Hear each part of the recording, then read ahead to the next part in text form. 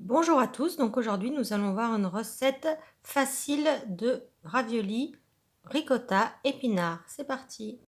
Donc pour cette recette vous aurez besoin de 500 g de pâte pour pâte fraîche, de 250 g de ricotta, de 250 g d'épinards en conserve frais ou surgelés comme vous voulez, du sel et du poivre. Pour la pâte, vous pouvez l'acheter, sinon vous pouvez la faire. Vous avez une recette très facile sur mes vidéos, je vous mets le lien dans les commentaires. Ensuite, on va mélanger la ricotta avec les épinards. C'est très simple à faire comme recette. Après, vous pouvez les manger tels quels. Là, ici, on va les mettre au four avec un peu de sauce tomate et un peu d'emmental râpé au-dessus. Donc on mélange bien. Donc là, tout est mélangé. On va prendre notre pâte à raviolis qu'on aura étalée. Donc là, je vous montre une technique simple pour faire les raviolis si vous n'avez pas de matériel.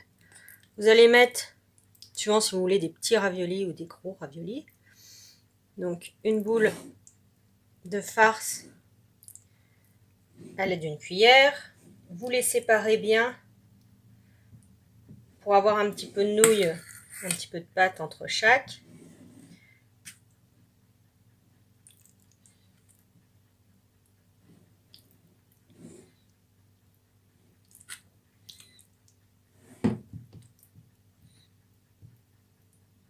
Hop. Ensuite, avec un petit pinceau, avec un peu d'eau dessus, on va venir humidifier la pâte pour pouvoir la coller. Donc mettez-en pas trop, sinon justement ça va faire l'effet inverse, ça va pas coller. Si vous voulez, vous pouvez mettre de l'eau avant de mettre la farce. Ensuite, on va venir reposer un deuxième morceau de pâte par-dessus.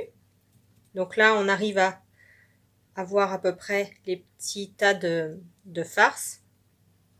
Donc là, le but, ça va être de coller les deux parties. Vous voyez, j'appuie bien. Et on va venir passer les doigts entre chaque, on va dire, rangée de farce. Voilà. Pour donner un aspect de ravioli.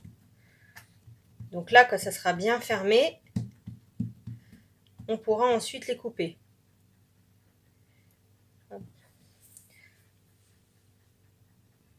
Donc vous pouvez les couper soit avec une roulette crantée, sinon avec une roulette à pizza ou même un couteau, ça va très bien. Donc l'avantage de cette technique, c'est que ça va vite, que vous n'avez pas besoin de matériel et que vous avez le moins de chute possible. Hop.